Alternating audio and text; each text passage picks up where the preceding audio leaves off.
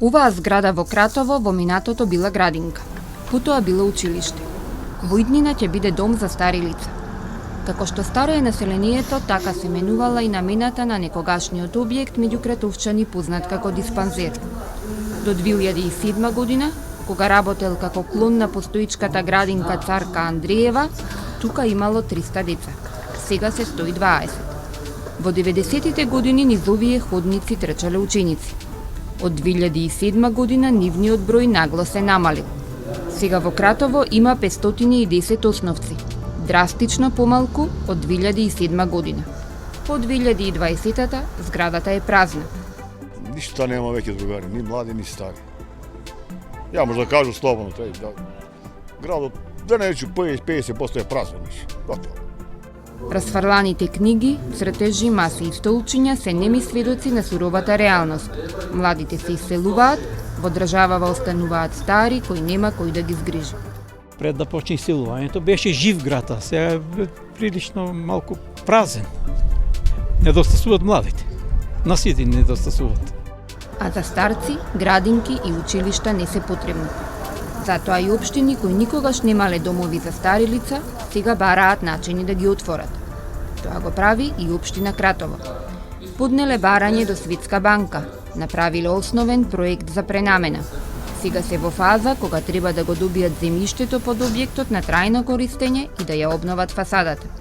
Согласно проектот, капацитетот на објектот е 18 простории, да речем, со 35 луѓе ќе можат да бидат сместени, од кои 4 за лица со инвалидитет.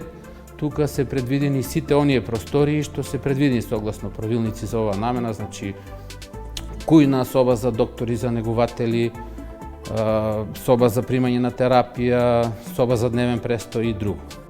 Кога некогашната градинка ќе стане старски дом, зависи од парите и од процедурите. 20 на километри понатаму, во Пробиштип се опремува уште еден дом за стари лица. Се пренаменува дел од здравствениот дом Нада Михајлова, што последен пат се користел во времето на поранешна Југославија. 2 ката на 2600 квадратни метри, со двокреветни соби, со апартмани, со лифт. Градоначалникот очекува дека летово ќе ги прими првите станари. Сметам дека за само неколку дена ќе се исполни целиот капацитет.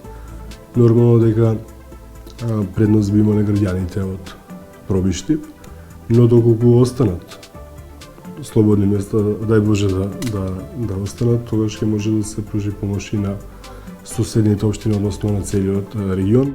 Во источниот регион, државен старски дом има само во Берово. Според пописот од 2021 година, во Северна Македонија има повеќе старо население над 65 години, отколку млади до 14 години. Таква е ситуацијата во 52 од вкупно 80 општини. Најмногу од нив се во источниот регион. Ги имаме надминато сите оние граници на возрастно население, односно тоа е население кое што е веќе во длабока демографска старост е нашата земја. Во иднина тој број уште повеќе ќе се зголеми и проекциите кои што се изработуваат за население до 2050 година покажуваат дека возраста на старост на населението во нашата земја ќе надмине 30% од населението да биде над 65 години. Според последниот извештај на Министерството за труд и социјална политика, во државава 45 установи згрижуваат 648 стари лица. Од нив 40 се приватни.